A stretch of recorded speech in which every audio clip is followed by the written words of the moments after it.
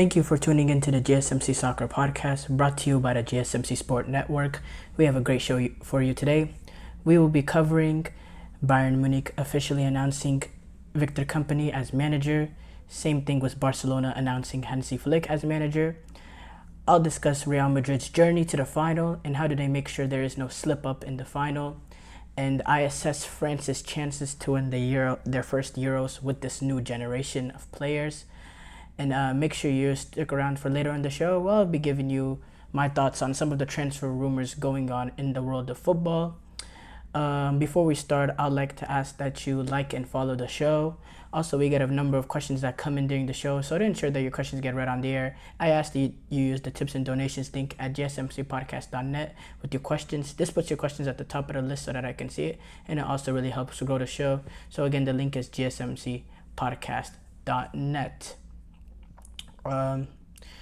Before we start off with the first segment, though, I'd like to introduce Manny and Kenneth. They will be back here today, the second time in these past 2 weeks. So thank y'all for being on. And how are y'all doing? Doing well. Yeah, thanks for having us on again, Emran. This should be fun. Yes, of course. Well, we have to start off with Bayern Munich. They have officially named Vincent Kompany as their manager. Whoever would like to go first, what are your thoughts on that? I'll start with just saying, like, it was a little bit surprising. I think, speaking for everyone, I think the general reaction to it was pretty out of the blue. Just because you look at Vincent Kompany, all he did with Burnley, everyone's going to look at the record real quick and look at how poor they did because they did get relegated. But I don't know. I thought it was something different. I think I'm a fan of just seeing something different happen with some of these managerial hires.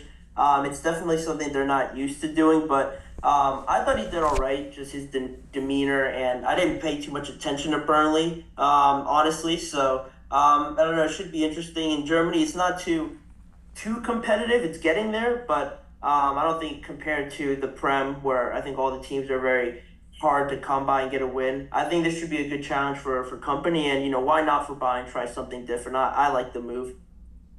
Yeah, I was again an outsider when it comes to the sport. I know with the other coaching hire we'll talk about, their resume does look better than Kompany here, and I know from at least some of the clips I was watching, just to kind of get a little bit of an understanding of the hire, there were some reports that he was like their eighth choice, which I thought was interesting, that it got all the way to that point where they were like, all right, this is who we're going to settle for. So I don't know if you guys have any insight on who were the other choices and who they maybe could have gotten that could have been better with a better track record. But that was just one thing that I thought was interesting, that he was their eighth choice, and that's what they ended up settling for. So I just wanted to get your guys' thoughts on that. Yeah, that's a brilliant point you make, in the fact that it is their eighth choice. There was plenty of managers that they went after, including Roberto De Zerbi, Olivier Glasner from Crystal Palace. They tried to, reconvince Thomas Tuchel to sign on again. There was many coaches that they went after that it just didn't go through. And it's really in a weird position a club of Bayern stature find themselves in, getting rejected over and over and over again by these managers. But as far as Kompany, he is an inexperienced manager. What he did last season, he played very, very good football, but he had the best players in the league. And I think he's walking into a sort of similar situation, walking into Bayern. That's the one similarity. With Burnley, with the players that he had in the Premier League, he was up against it.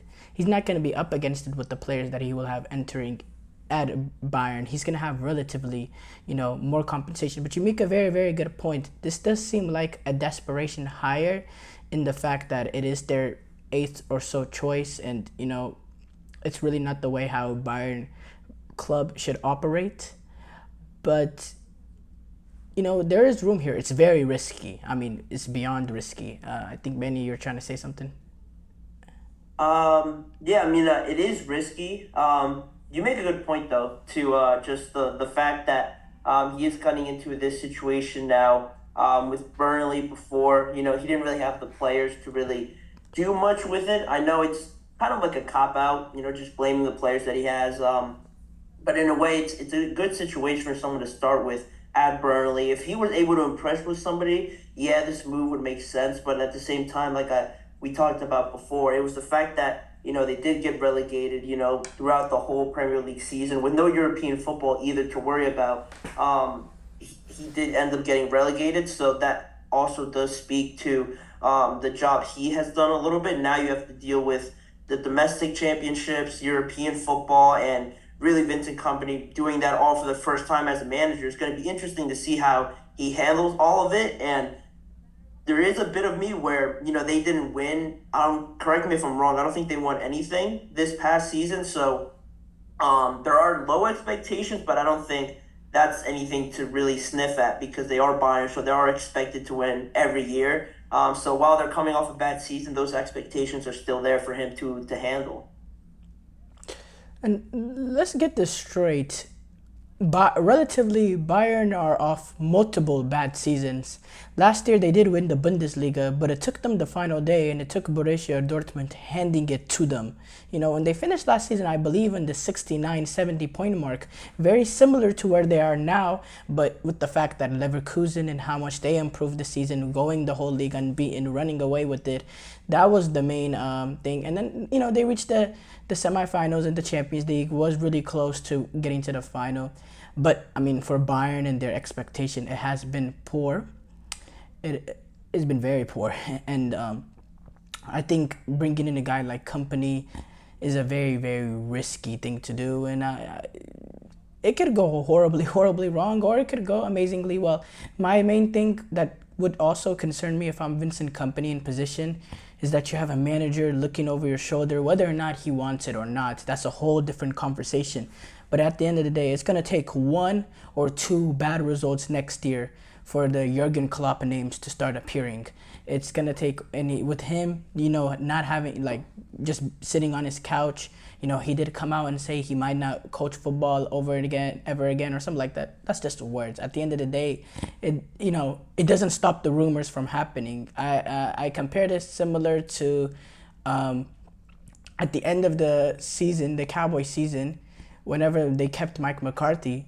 I'm just saying right now, it's going to take 1 or 2 games, bad losses, for the Bill Belichick name to be mentioned. And that's just what it is whenever you have a great coach, especially in this case, a great German coach, which the next step in his career is to go to a club like Bayern. That's something I think is going to be a lot of a burden on Vincent Kompany. What's your thoughts on that? Yeah, well, the other thing I was going to say too is, Emran, what you said about, them taking a risk with someone that's inexperienced. I feel like a lot of times it's not even just, with this sport, it's pretty much with a lot of sports. You see, with American sports, teams taking chances on guys that have a lack of experience. Now, you got to get your experience somehow, but it does come with the risk, like you said, where some individuals have no business being a head coach or a manager, but they just get the shot because they do well in an interview. They do something. They bring something to the table that just impresses a team. Yeah, exactly. But that was more of just, hey, the players want him because they could do whatever they want. And he had a relationship with the GM, I believe, too. Right. Mm-hmm. Yeah, Sean Marks. But yeah, sorry for cutting you off. Mm-hmm. Yeah, no, all good. It's just that's always just going to come with it. It's just we see teams taking risks and bringing in guys that are inexperienced, and sometimes it works out, and then other times it's not going to work out, and you just are going to have to own up to it, and you're going to have to move on. Now, this could be something. This might not be a long-term thing where maybe he's gone immediately, or maybe it pans out. But we don't know until we actually see it for ourselves. And also, And also, you can't. Number one, Bayern can't expect this to be like a Xabi Alonso who's came in and did something remarkable in his first full season at Leverkusen, going unbeaten. They can't build that unrealistic expectations. My thing is, I see Eric, he commented talking about how young and ambitious Company is, and that's what Bayern sport director said it was one of the main factors. But why then, whenever they were going through these phases of trying to get a manager, Ralf Rangnick, he was one of the top options. That's not somebody. So if this is your goal of getting someone young and ambitious, why was Ralf Rangnick 60? I believe he's 65 or something of that sort. Why is he an option? Why is he up there? I just think that's just words to defend their decision in Vincent Kompany. That's just my opinion. But I don't want to be too harsh because I think what Kompany did with Burnley first season is very impressive in the championship, and I think what he did in the championship, having the better players, is what he's gonna face in the Bundesliga. He will have the best players in the league just by nature. That's what Bayern is. But is he a manager to manage those kind of egos, that kind of talent, and get them over the top? It remains to be seen. If anyone wants to close off this segment real quick. Just on that point, I think what he does bring is that he has played relatively soon. He just finished playing, I feel like. So the players that he will be managing, you get some respect there because I'm sure most of them have actually played against them. So you get some respect there. But also I think for Bayern, that I'll just mention here to close it out, is that when you get these young, ambitious managers, the opportunity you have here now with him is someone that you could, I don't want to say control, but somebody that you have the power over now to say, hey, this isn't working 2 months in. And people wouldn't really crucify you for moving on from him too quickly because they are young, they are ambitious. If you just say, hey, it didn't work, no one would blame you for moving on in a week or two, rather than getting an experienced coach who would probably want maybe more guaranteed years or a bigger contract or something like that. You take less of a risk with Vincent Kompany. Two, in case it doesn't work out, you could just move on and say, this didn't work out. We're just going to look for somebody else halfway through the year, and nobody would really point the finger at them too harshly, I believe. That's another reason why maybe Vincent Kompany got this opportunity over some more experienced guys like you mentioned there, Emran. We're going to take a short break here. When we come back, we're going to discuss Barcelona officially appointing Hansi Flick as manager. I feel like I'm losing my mind. Is everybody in the world blind? Please, Lord, give me a sign, a sign. I feel like I'm losing my mind. Is everybody in the world blind? Please, Lord, give me a sign, a sign. I wanna be the greatest. Everybody on the fake shit. I look around and feel like everybody is the fakest. I make this every day and I'm impatient, hoping one day I blow up from the basement. Statement, the top is so vacant. I don't hear shit that I think is amazing. Waiting for my day when I'm playing sold out shows for 1,000 faces. Hey, give me that crown, get in my way and to be put down. It ain't your place, all this my town. If I want that shit, then I'll get it right now. I'm losing it, the noose it fits. I'm losing shit, a stupid myth. You choose to live or choose to dip. You choose to fight or lose your grip and lose a gift. I feel like I'm losing my mind. Is everybody in the world blind? Please, Lord, give me a sign. Before the break, we discussed Bayern officially naming Vincent Kompany as manager. We move on to discuss Barcelona, Manny's team.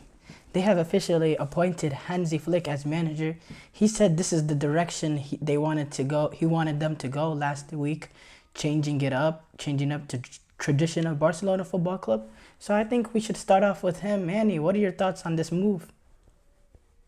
Yeah, I think instead of the other options to go with Hansi Flick, I was a fan of it. There was some Thomas Tuchel talks in there, maybe some Rafa Marcus ones as well. But again, those didn't really sit well with me, quite honestly. I think Thomas Tuchel, it would have been different, but it didn't sit well with how the season went with Bayern. Yeah, they almost made it to the Champions League final, but that wasn't really the direction I would have thought that was appropriate for them. And even with Rafa Marquez, again, like you mentioned, I said that pretty much the same style there, former player, being the coach of Barcelona. It was going to be the same story, I feel like. So now you bring in a guy that's very different. And I think it's funny how they bring in a guy that's very different to their style, and people raise the question now of doing it. But if they would have hired somebody that came from their system to play the same style, they would have questioned even that and say that they're just doing the same thing. So it is funny how it just works in, I guess, against them in either direction. But overall, I think it's a good choice to go with Flick. You know, he won a lot of trophies with Bayern. Barca would know. They beat him 8-2 in the Champions League. So they're very familiar with him and how he plays in that game. And I think it's a good hire to change it up a little bit. He's a proven winner, and hopefully he just continues it on at Barca. Yeah, and to piggyback off of that, so I know I was looking at some things he had to say, article on ESPN.com. He talked about how, like, his philosophy with Barcelona is kind of similar, really attacking the football. He said that's something that he loves. So kind of bringing that over. And it seems like he's really embracing this opportunity. And I guess the other thing I did see, too, is he was fired from the German national team following the exit at the 2022 World Cup, and they experienced some poor results in that tournament. So is there any kind of concerns that you guys may have with that? Will that rear its ugly head here, or is that something that we could kind of push to the side and leave that in the past? I think it's yes, maybe there might be a little bit room of concern based on, you know, the fact that they were getting outplayed by teams that they had more talent than, and that was just not in the World Cup. That was also in the friendlies after that ended up leading to his firing. But at the same time, you know, club football and international football is totally different. You have much more time in club football to implement your style and tactics and all that. And, you know, what is something Barcelona fans can hold on to is the fact that the last time he was managing club football, you know, he was very, very successful with Bayern. So that's the thing. My thing that I would, and it is a different style. Hansi Flick, compared to the some of the Barcelona managers in the past, ever since, you know, I remember Barcelona always had the roots of the Johan Cruyff football, of, you know, possession-oriented, tiki-taka style of play. They kind of did that almost before the Spanish national team even was able to adopt that within their team. That led to the greatest national team of all time, in my opinion. They've always had that style of play, very possession-oriented. That's what Xabi Alonso, he plays similar. He would have fit the mold of that kind of Barcelona manager, but, you know, he'll never manage Barcelona because he's a Real Madrid. He's a Madrista. But Hansi Flick, yes, he plays attacking football. We're not there. Barcelona are not going all the way, you know, 360. This is not a defensive style of football like a Conte coming in would do, or a Jose Mourinho.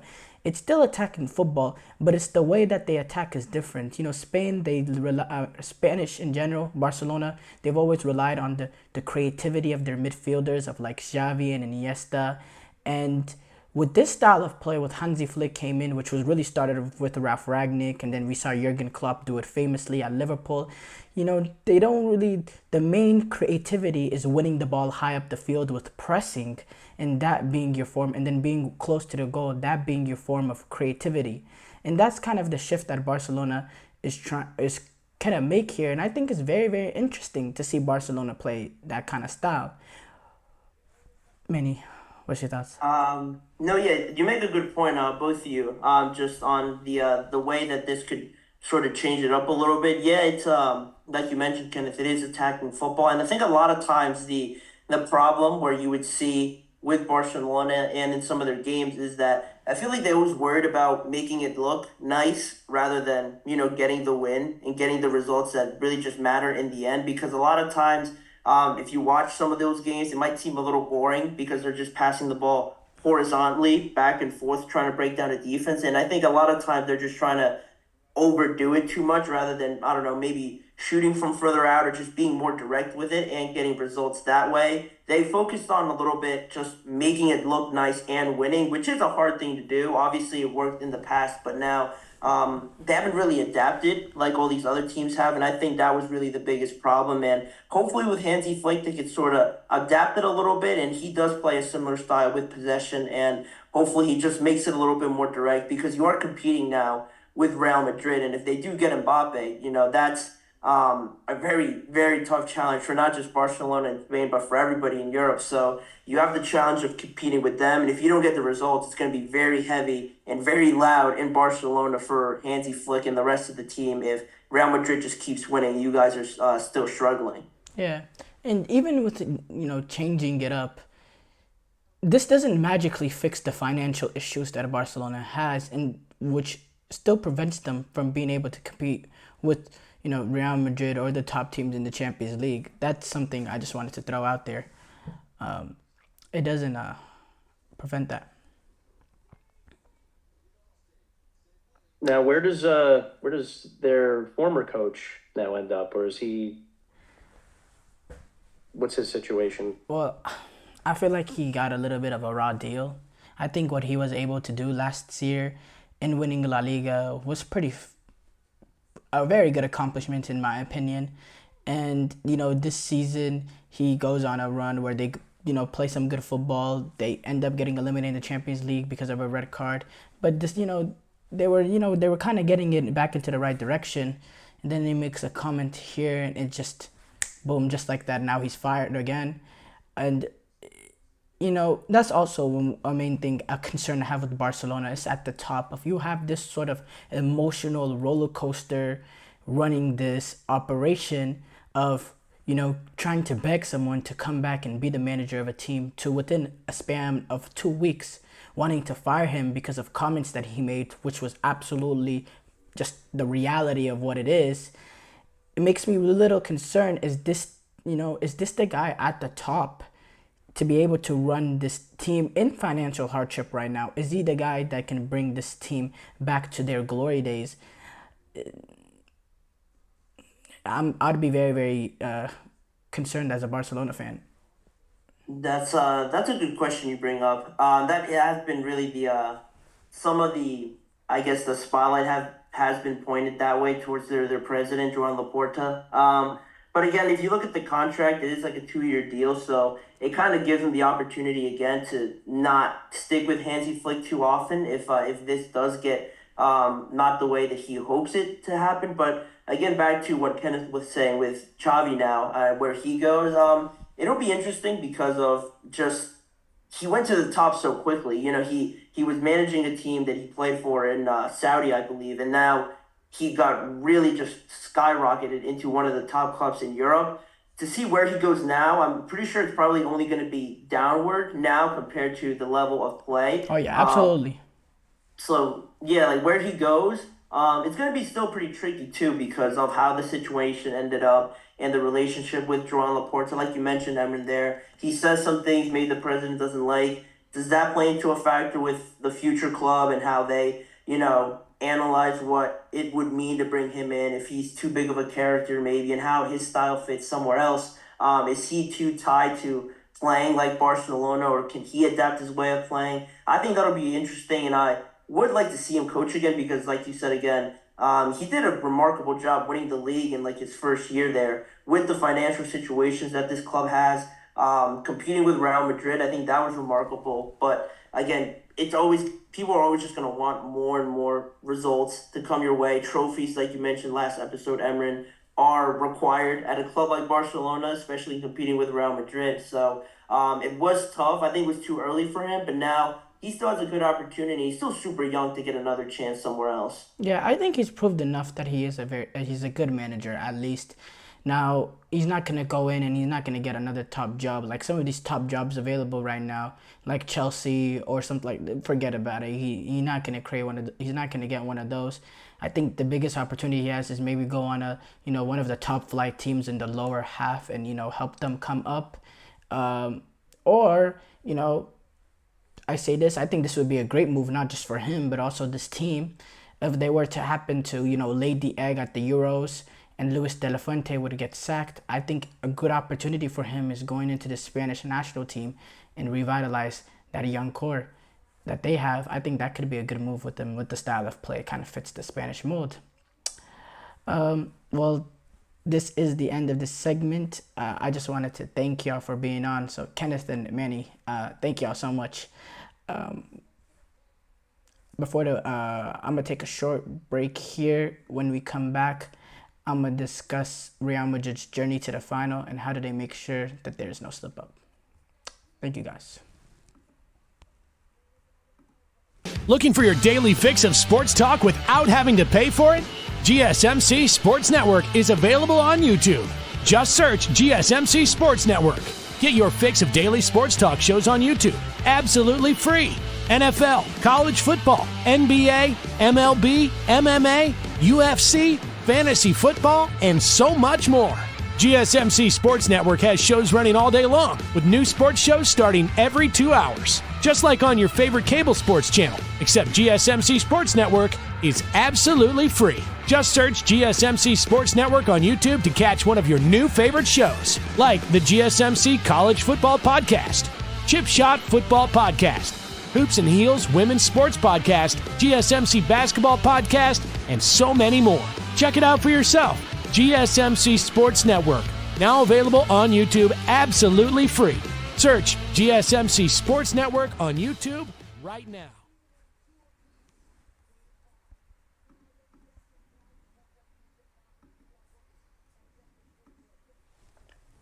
Before the break, we discussed Barcelona officially appointing Hansi Flick as manager. We move on to discuss Real Madrid's journey to the final and how do they make sure there is no slip up in this final. Real Madrid, the story of Real Madrid, the story of the miraculous comebacks, the story of the clutch Champions League moments that will be talked forever and ever. And it seems like they do this all the time. And, it's just the history of Real Madrid. It's their culture. When it comes to most Champions League titles, they are number one in the world. And it's not even close. It's not even close. There's only been 22 clubs that have won a Champions League in general, but they have 14 on their own. Let me say this again. 22 teams have won at least a Champions League. Only 22 teams, but they've won 14 on their own. Their number one was 14, double the second place with Milan, which has 7, and they're going for their 15th title this season. In this final against Borussia Dortmund, and it's on the basis they won the Premier League this season, La Liga this season, finishing with 95 points, 29 wins, 8 draws, and 1 loss, almost doing it unbeaten, scoring 87 goals while conceding 26 with a whopping goal differential of 61. They've just been absolutely phenomenal this season. They've done it this season without a striker or an out-and-out striker that, is good enough to start games. They really relied on the team collectively with the goals when it comes to Vinicius and Rodrigo. Their two attacking, their pace that they have up front, interlinking, playing different positions, being very, very clinical with their opportunities, especially Rodrigo. Earlier in the season, Jude Bellingham having the capacity to run into the box, be in the right place at the right time, scored the loads of goals that he had from midfield, having some like a Frank Lampard-esque season, I believe reaching with 19 goals, a ridiculous mark for a midfielder that he never shown this capabilities of goal scoring at Borussia Dortmund, but he's come in and playing a little bit more of an advanced position, and he's been absolutely brilliant. The way that they've done it has been very quite remarkable, quite impressive. Ancelotti is a brilliant coach. When it comes to this Champions League that they've had this season, it's been what Real Madrid does best. They won their Champions League group.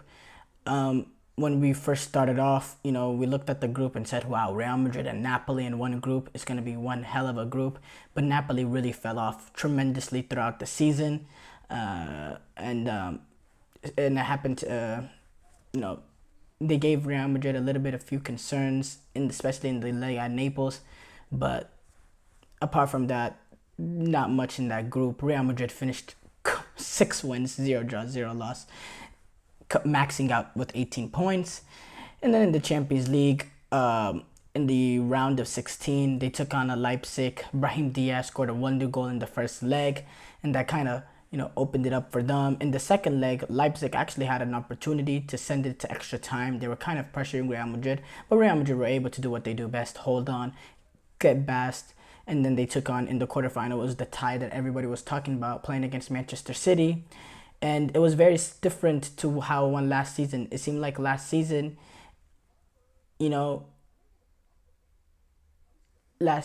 in both legs, they were kind of on the back foot.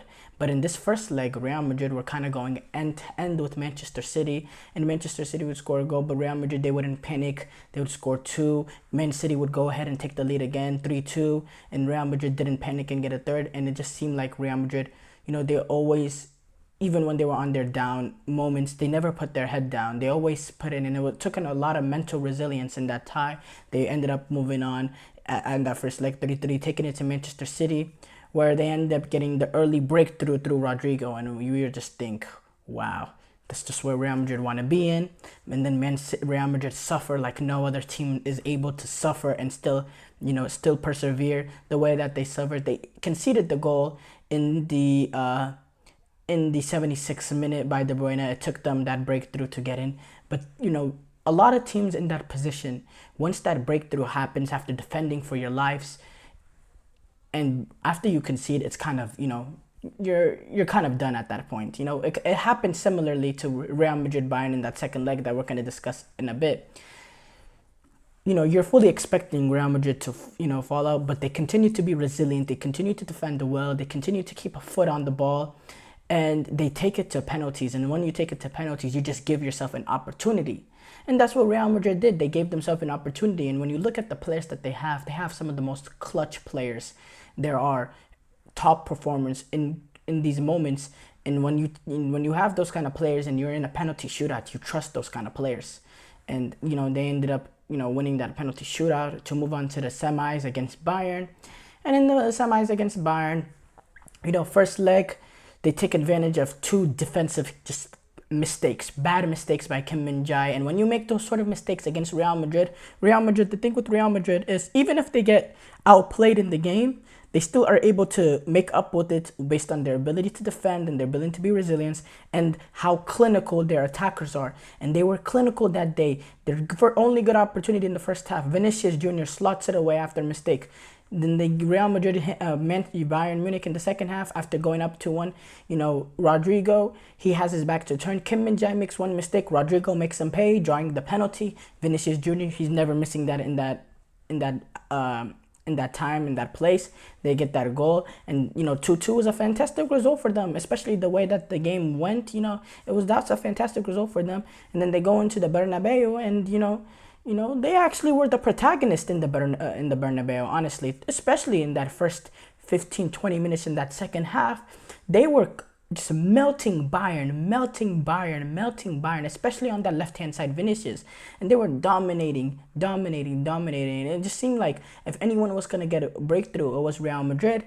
And then one counter-attack happens, and Alphonso Davies with his weak foot just strikes it so true right into the dagger of Real Madrid hearts to make it 1-0 for Bayern and give them the lead on aggregates. And in that situation, again, it's a mental resilience and mental toughness by Real Madrid that gets them out of that hole. In that situation, a lot of teams would just, collapse. Not with Real Madrid, not with the culture and heritage that they have. They continued to attack. They ended up actually scoring a goal shortly right after. It ended up getting drawn out for VAR. And they continued to pressure. And even though time is going, ticking off, you don't see a sense of desperation, a sense of panic. They still continue to play their football. And, they're just waiting for the opportunity. And when you make a mistake the way Manuel Neuer made, and you realize, and when you know how, clinical this Real Madrid team is, they were going to take advantage of that mistake. 100 out of 100 times, Manuel Neuer slips in a ball, loses a ball, and Jose Lu is there to tap in to make it 1-1. And in that moment, it was 87th, 88th minute. I looked at the two people I was watching the game with, my friends, and we just knew. They knew in their eyes. One of them was a Bayern fan. Even he knew this game was not going to extra time because Real Madrid were taking care of it at that point before then. And that's exactly what happened. It's just the nature of Real Madrid, and this Champions League final that they reached is not as extreme, but very similar to the Champions League final they reached 2 years ago against Liverpool, where they ended up winning it at the end. In the fact that, against Chelsea, come back last minute, then take it to extra time, win that. Against PSG, being down for 3 of the halves, getting completely outplayed, having a miraculous comeback in the second half. Against Manchester City, getting completely played off the park for 179 minutes, but in that last minute and extra time, ended up getting 2 goals to push it into extra time, then winning in extra time. It's just the story of Real Madrid, and it's quite remarkable here. Now, as far as the final, how do they make sure there's no slip-up? Well, they just have to continue to be mentally resilient. They have to continue to be clinical, and if they do that, I just see no way Dortmund gets through.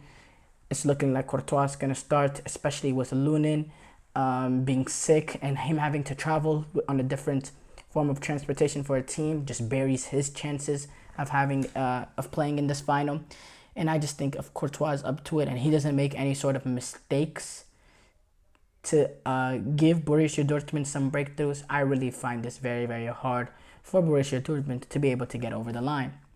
We're going to take a short break here. When I come back, I'm going to assess France's chances to win their first European championship with this generation of players.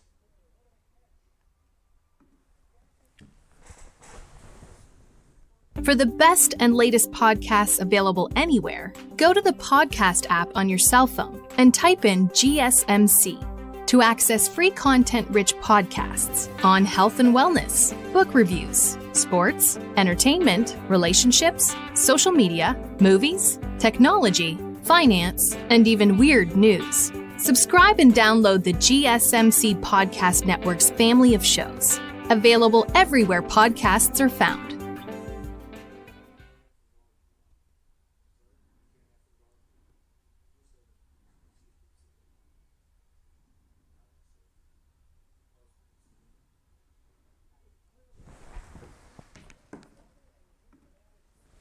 Before the break, I discussed Real Madrid's journey to the final and how do they make sure there's no slip-up. I now get to have a chance to assess France's chances to win their first European championship under this generation. Now, they've won European championships before. Let me just get that out of the way. But under this generation of player, this golden generation of France, they have not been able to win the European championship. Last Euros, they got eliminated in the round of 16 by Switzerland. The Euros before that, which is kind of pre-generation, but it was the first tournament they've had under Deschamps. They lost to the final in Portugal at home. This is, now this is their chance to get this opportunity, and they have a brilliant team. They have a brilliant roster. You can't deny this. This 23-man squad with Kylian Mbappe, Antoine Griezmann, their defense, you look at it, Konate, Theo Hernandez, Jules Koundé, Benjamin Pavard, Ferland Mendy, Saliba, Upamecano. The midfield with Camavinga, Griezmann, Kante, Rabiot, Chouameni, Zaire Emery, Griezmann, Fofana. And then the attack with Coman, Barcola, Dembele, Giroud, Colomwani, Mbappe, Thuram. This is a brilliant, brilliant team. A lot of very talented players. But you see a little bit of a weakness in this team compared to the one we saw in the World Cup of 2018. When you see it, you think the starting 11, is very, very solid, even though Griezmann is going to have to play in a more midfield position. But when you look at the bench, the depth, they don't have the depth that they had last season. That number 9 slot, besides Giroud, who's playing in his last international tournament, you have a Colomwani who hasn't had the greatest of seasons. Thuram, he can play that role, but that's not where he is his best. the winger position besides Dembele on that right hand side, his option behind him, the depth is not really there. And, I don't know. I think this France team might be on a downward trajectory. And I think that's going to be a crazy thing to say because you still have, young up and coming players like a Camavinga, a Chouameni, that are, just making a name for themselves, But yeah, I just think, wow. And then defensively, Didier Deschamps, he has not, he's been a little bit reluctant of playing Saliba, and I fully expect Saliba not to have any sort of role within this team in the European Championship, not in games that matter, maybe the third group stage games and all that, but in terms of games that matter, I don't fully expect. So that center-back partnership, I'm going to be very, interested to see what he goes. He loves playing Pavard. What is he gonna go with the partnership of Konate and Pavard? I don't think Pavard is best playing in a back four as a center back. I think he played at Inter Milan as center back, one of the outside center backs, but I don't think he can play in a back four as one of the center backs. I think Koundé and Theo Hernandez are very, very solid when it comes to right back, left back. I think they have those two slots taken up. But that center back partnership, I want to see where he goes. He's played the last tournament, it was Upamecano and Varane. But Upamecano, for me, he's just a mistake waiting to happen, and I wouldn't trust him in this situation. But Didier Deschamps, he has shown his trust in Upamecano. So, and Konate has also been the third option behind Upamecano and Varane at that last international tournament. In fact, Konate played in, I believe it was the semifinals against Morocco whenever I believe it was Upamecano not available. So I think it's going to be Konate and Upamecano or Pavard, who he's always wanted to play. But either way, I just think that center back partnership is going to be very, very shaky for me. Now France, they take on the Netherlands. No, they take on Austria in the opening game, then they take on the Netherlands, and they take on the Poland. Now, there's 3 teams that move on more likely than not, with 4 out of this, I believe it was 6 or something, that third place teams moving on. So, there's no group of death really, no matter what, when it comes to that, because third place team. But this is a rather, more difficult group, in my opinion.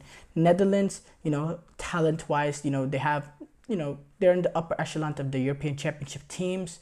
And then Austria is, I think, a team that, should not be slumped on with Ralf Rangnick, the way that they've came in, the style of football they play. They're not going to be afraid to press up against these opposition.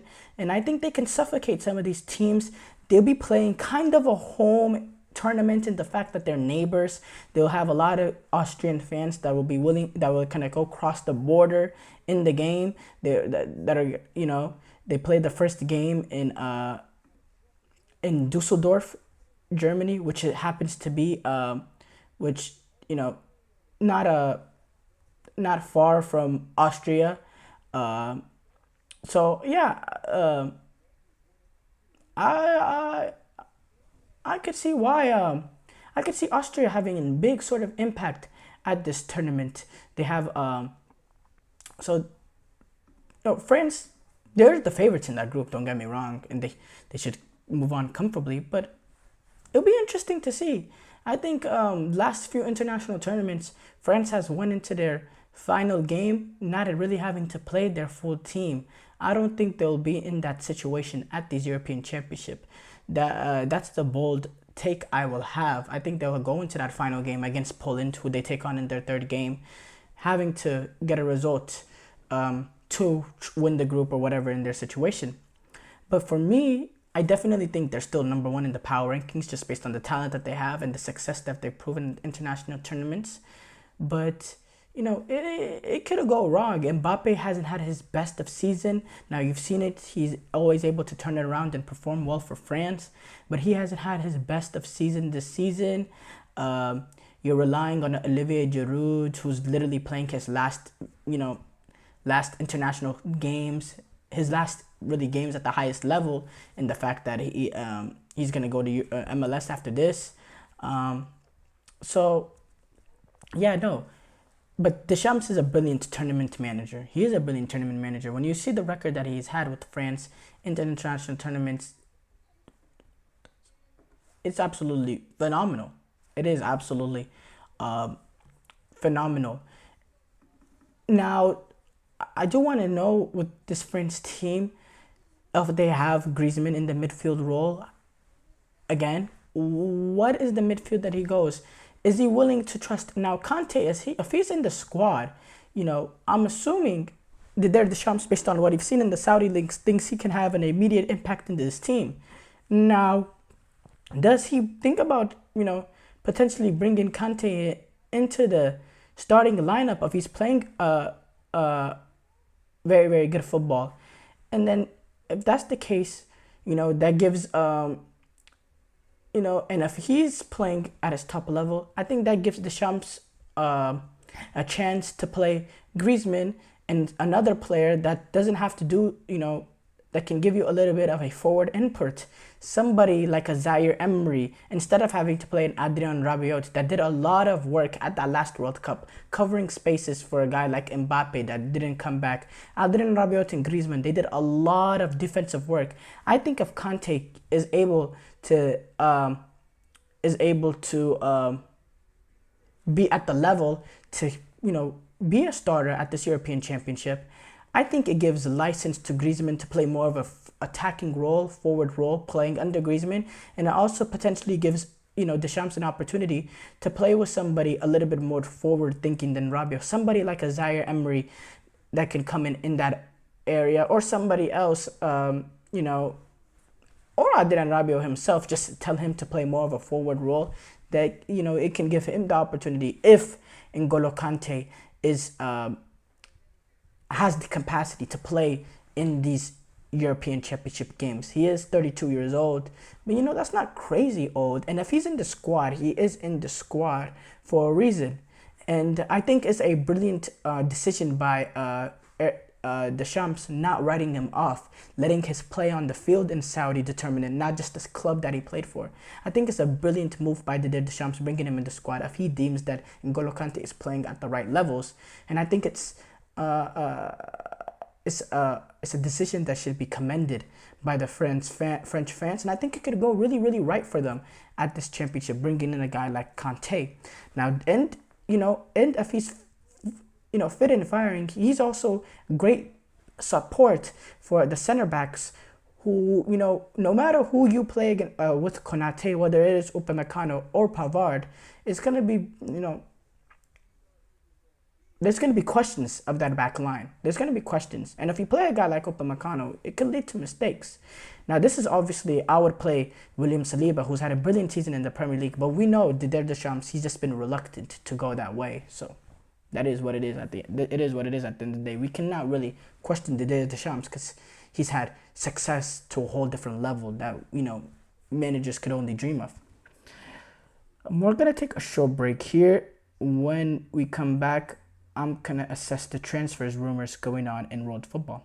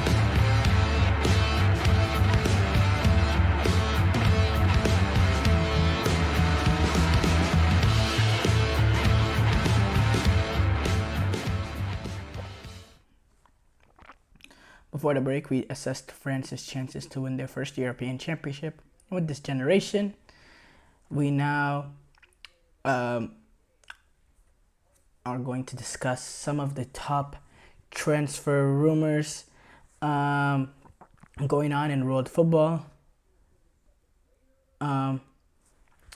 We start off with Manchester City. They're reportedly favored to sign Bruno Guimaraes, and midfielder that will give a good complement to a guy like Rodri. He come in and he does very similarly to what Kovacic would do. He'd be probably a bit more better player version of Kovacic. Pep Guardiola, that's that kind of player. He's a brilliant player, and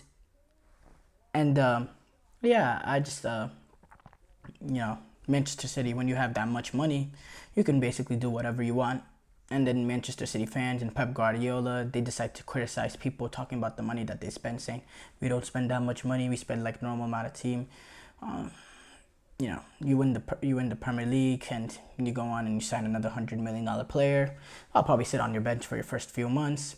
If I was Bruno Guimaraes, I'd make the better career choice for me and go to a club like Liverpool, be part of this new revive under Arne Slot. He can make, that midfield revival happened last season, and, they need that one player to take them to the next step. I think Guimaraes, he goes in, he fits perfectly with a guy like McAllister and Szoboszlai. I think that midfield three is a brilliant midfield and could really be the future of Liverpool. But that's up to him to make. Obviously, money talks. Dani Olmo is a guy that I believe, he's a few years, he's been at RB Leipzig few years long. I think he's a very, very good attacking midfield player. He has the capacity to score a goal from long range. He's very, very gifted on the ball, doesn't lose the ball, is good in possession-oriented teams, retaining the ball, being a good winger, not a very vertical winger, but just, just very good in possession and retaining the ball and getting in the right positions. He's a very, very good player. And, Liverpool, Manchester City, Bayern, they all eye him. I think that's the type of guy. He'll be a perfect fit at any club, just with the talent that he has. I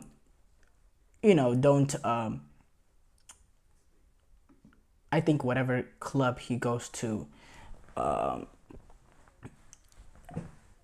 he'll make a very good impact. Ian Maatsen, he is unsure of Chelsea's future after the Borussia Dortmund loan. Ian Maatsen, he, honestly, he's a very good left back. And he's proving that in that second half that he's having at Borussia Dortmund. You cannot argue that. He's been very, very good. Now, Chelsea are kind of cash-strapped and they're wanting to sell players. You see that they're trying to sell players like a Conor Gallagher and a Trevor Chalobah. And if you can sell a guy like Ian Maatsen and get a good fee for him, that's going to be automatic profit no matter what, from the fact that he came up to the academy. And, you do have Cucurella and Ben Chilwell still at the club. But I think Ian Maatsen gives you a little bit something different with pace, his ability, his capacity to go up and down, his energy levels. I think he's a very, very good player. But, Chelsea are cash-strapped. And, I think it's a move that Chelsea are probably going to have to make, even though I believe they're better options than him. Let's discuss the next rumor. Sorry,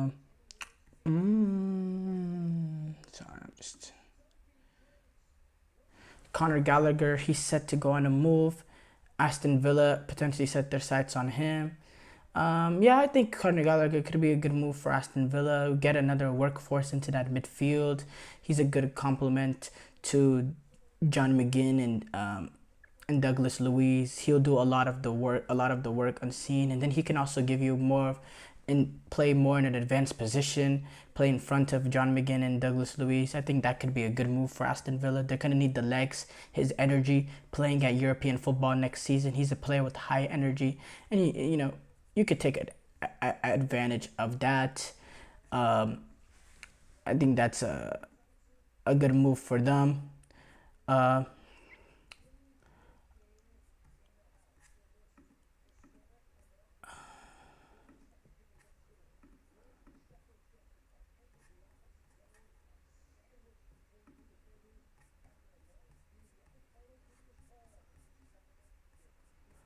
Now, as far as managerial concerns, the Enzo Maresca to Chelsea, those are, they're getting almost official. So that is something I believe, Chelsea, they want to play a more possession-oriented style of play. And, Chelsea haven't generally been a team that really cared about the style of play. Now under this new ownership group that has came in, they want to, they want to play more offensive, possession-oriented football. It's not something I'm a huge fan of, but, that is what it is, So it looks like Enzo Maresca, he's going to be a Chelsea player. Alphonso Davies, he's going to be a Real Madrid player.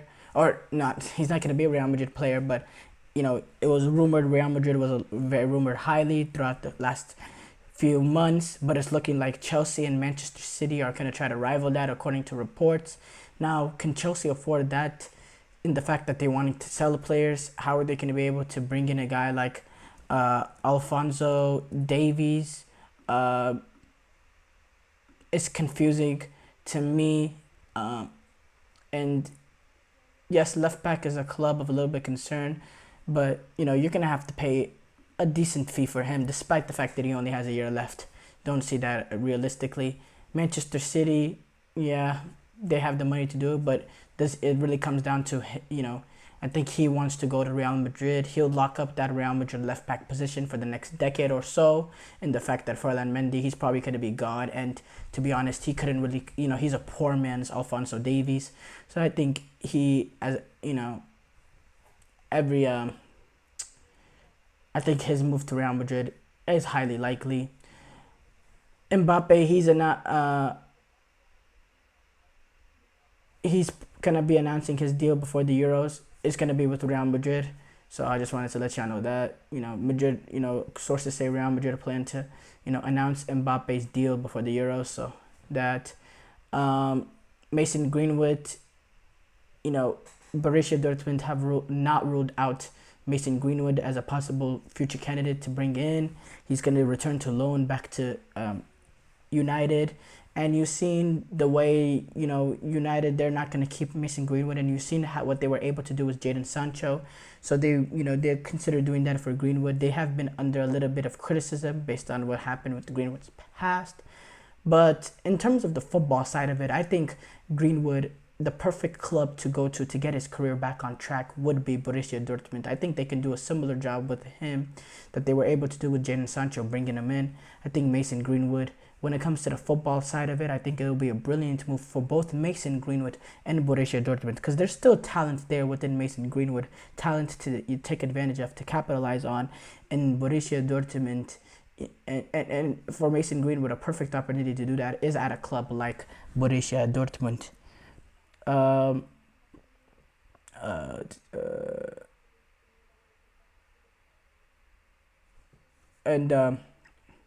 Yeah, apart from that, there has not been much rumors going on.